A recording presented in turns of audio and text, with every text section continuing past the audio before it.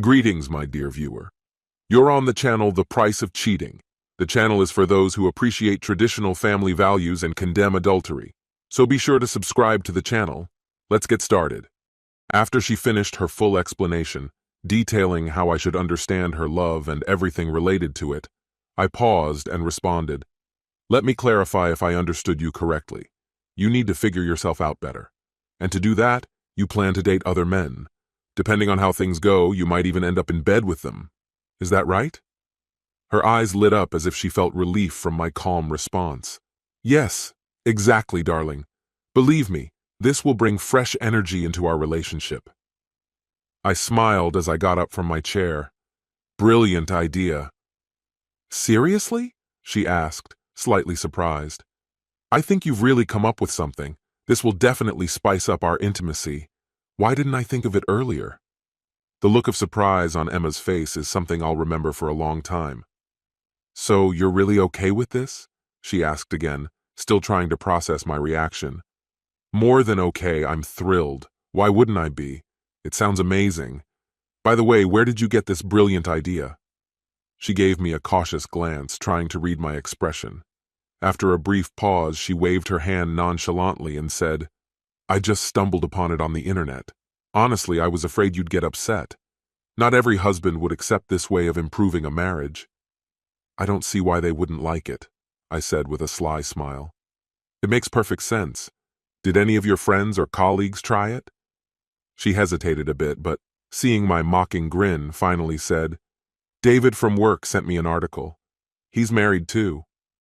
"Ah, I see," I nodded. "Is that what they do? Is that why they seem so happy?" I teased her a bit, remembering how I'd only seen her boss and his family a couple of times at work events, and they didn't particularly stand out among other young families. "Yes, that's exactly right," Emma confirmed, gaining confidence in her explanation. "Perfect," I said, pulling out my phone and dialing a number. "Hey, Noah here. Imagine this. Emma is totally fine with me going to the party with you." There was a short pause. Then an excited voice came through on the other end. "Are you serious? That's awesome. So 7 o'clock?" "Absolutely. And don't forget to wear that skirt you had on last time." I hung up just as Emma began to snap out of her shock. "Who was that?" she asked, her voice suspicious. "Who else? Grace from next door, the one with the oversized implants." I paused for a moment. "What do you think, Emma? Does she suit me?" Emma's chest wasn't particularly large, but just enough to fit comfortably in my hand.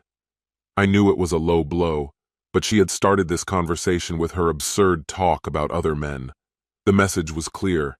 She had essentially hinted that the man she had her eye on was a better option than me, the man she had spent 13 long years with. In such a situation, everything's fair game, so I didn't hold back. Before she could pretend she hadn't heard, I continued, not letting her interrupt. Her friends were hosting a party, and since it was mostly couples, she didn't want to go alone. "So you're going to show up with some busty bimbo?" she spat, her tone sharp enough to make anyone nearby flinch. "What kind of game is this?" "Just following your advice, doing what's best for our marriage," I replied calmly. "What?" she stammered, nearly choking on her words. "What are you even talking about?" "You know, your brilliant idea. We go out with other people and suddenly our marriage comes alive, becomes more exciting." "You're insane? I never said you could run off and hang out with some neighbor," she hissed. "How am I supposed to tolerate that?" "What's the problem?" I shrugged. "You'll be with your genius David, enjoying his company. We'll just go have dinner, maybe catch a movie, just getting to know each other a little better while you're having fun too."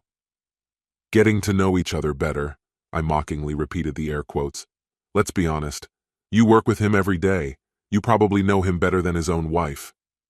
"Me?" she scoffed. "I barely know his wife, Grace. We just exchange smiles in the elevator, that's it." "Well, then you're already ahead of me, aren't you? I need to catch up." I felt a grin spread across my face, and I tried to keep it from getting too wide. Everything was going even better than I could have imagined. Luckily, the tracker I had hidden in her phone had already told me everything I needed to know. Now I couldn't wait to see how Grace would fit into all of this. I had set up an entire ordeal for her, and when she couldn't tolerate my dates with other beauties any longer, I filed for divorce and left her without a home. She needed variety. Well, now her life would be filled not only with variety, but with complications as well. This concludes the story. If you like it, then put your powerful like and subscribe to the channel.